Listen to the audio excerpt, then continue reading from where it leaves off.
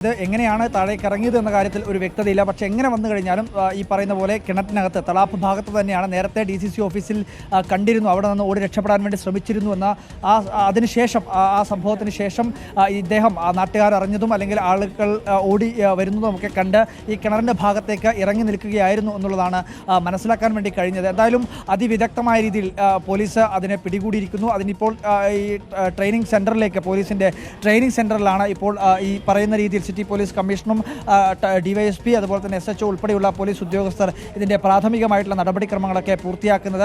ഇതിനകത്ത് ഏറ്റവും പ്രധാനമായി ഈ ഗോവിന്ദച്ചാമിയെ വളരെ വിശദമായ രീതിയിലുള്ള ചോദ്യം ചെയ്യൽ നടത്തേണ്ടത് അനിവാര്യമാണ്. കാരണം കൃത്യമായി നേരത്തെ സൂചിപ്പിച്ചതുപോലെ തന്നെ ഒരു സുരക്ഷാ വീഴ്ച ഇതിനകത്ത് സംഭവിച്ചു എന്ന കാര്യത്തിൽ ഒരു തർക്കവുമില്ല. കാരണം ഒറ്റക്കൊരാൾക്ക് ഇത്രയും വലിയ രീതിയിൽ അതീവ സുരക്ഷാ ബ്ലോക്കിൽ കഴിയുന്ന ഒരു തടവുകാരന് പുറത്തേക്ക് ജയിൽ ചാടിയെത്താൻ വേണ്ടി കഴിയുന്ന ഒരു സാഹചര്യവുമില്ല എന്നുള്ളത് തന്നെയാണ്. അതിനകത്ത് ഈ പറയുന്ന വൈദ്യുതി വേലിയുണ്ട്, 2.5 ആൾ പൊക്കത്തിലെങ്കിലും ഉള്ള ഒരു മതിലുണ്ട്, അതിനു മുകളിൽ 1 ആൾ പൊക്കത്തിലുള്ള വൈദ്യുതി വേലിയുണ്ട്. ഇത്രയും സുരക്ഷാ സംവിധാനങ്ങൾ ചാടിക്കടന്നുകൊണ്ട് ജയിലിൻ്റെ ഏറ്റവും പുറത്തുള്ള സുരക്ഷാ മതിലും കടന്ന് എങ്ങനെ പുറത്തേക്ക് എത്താൻ വേണ്ടി കഴിയുമെന്നുള്ള ചോദ്യമാണ് പ്രധാനമായും ഉയരുന്നത്. അതിനകത്താണ് ഇനി വിശദമായ രീതിയിൽ അന്വേഷണം നടക്കേണ്ടത്. ഒരു കൊടും കുറ്റവാളിയെ ഇപ്പോൾ പോലീസ് പിടികൂടിയിരിക്കുന്നു. ജയിൽ ചാടിയിട്ടുള്ള കൊടും കുറ്റവാളി സൗമ്യ കൊലക്കേസുമായി ബന്ധപ്പെട്ടുകൊണ്ട് ഏറെ വിവാദമായിട്ടുള്ള സംഭവമാണ്. ആ കേസിൻ്റെ ഭാഗമായിട്ടാണ് ഗോവിന്ദച്ചാമി പിടിയിലാവുന്നത്.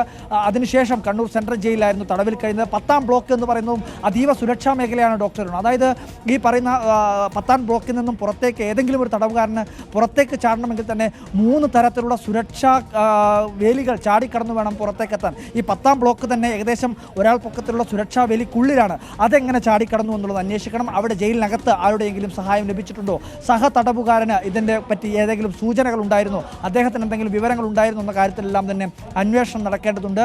അതിന് പുറമെ ഈ പറയുന്ന ജയിലിന് പുറത്ത് ആരുടെയെങ്കിലും ഒക്കെ സഹായം ലഭിച്ചിട്ടുണ്ടോ എന്നുള്ള കാര്യത്തിലും ഗൗരവമായിട്ടുള്ള അന്വേഷണം നടക്കേണ്ടതുണ്ട്. കാരണം പുറത്തുനിന്നും ഒരു പുതപ്പ് പോലുള്ള സാധനം തൂക്കിയിട്ടുകൊണ്ടാണ് അല്ലെങ്കിൽ അതുവഴിയാണ് പിടിച്ച് താഴേക്ക് എത്തിയത് എന്നുള്ളതാണ് മനസ്സിലാക്കുന്നത്. ഒരു കൈക്ക് മാത്രം സ്വാധീനമുള്ള ഗോവിന്ദച്ചാമിക്ക് എങ്ങനെ ഇത്തരത്തിൽ ഈ പറയുന്ന രീതിയിൽ ഈ പുതപ്പ് പിടിച്ചുകൊണ്ട് 2.5 ആൾ പൊക്കത്തിലുള്ള ആ മതിൽ പിടിച്ച് ഈ പുതപ്പിൽ പിടിച്ചുകൊണ്ട് താഴേക്ക് വരാൻ വേണ്ടി കഴിയുമെന്നുള്ള ചോദ്യവും വളരെ പ്രധാനപ്പെട്ടതാണ്, പ്രസക്തമാണ്. ഇനി അതിനകത്താണ് അന്വേഷണം നടക്കേണ്ടത്. ഗോവിന്ദച്ചാമിക്ക് ആരുടെ സഹായമാണ് ലഭിച്ചത് എന്നുള്ള കാര്യത്തിൽ ഉൾപ്പെടെ വിശദമായ രീതിയിലുള്ള ഒരു അന്വേഷണം നടക്കേണ്ടതുണ്ട് എന്നുള്ളത് തന്നെയാണ്. ഇപ്പോൾ എന്തായാലും ഇതിൻ്റെ പ്രാഥമികമായിട്ടുള്ള പരിശോധനയും പ്രാഥമികമായിട്ടുള്ള കാര്യങ്ങൾ, ഒരു മൊഴിയെടുപ്പും ഒക്കെ ആയിരിക്കും, ഇതിനകത്ത് ചോദ്യം ചെയ്യലൊക്കെ ആയിരിക്കും ഈ പറയുന്ന ട്രെയിനിങ് സെൻറ്ററിൻ്റെ അകത്ത് ഇപ്പോൾ നടക്കുന്നത്.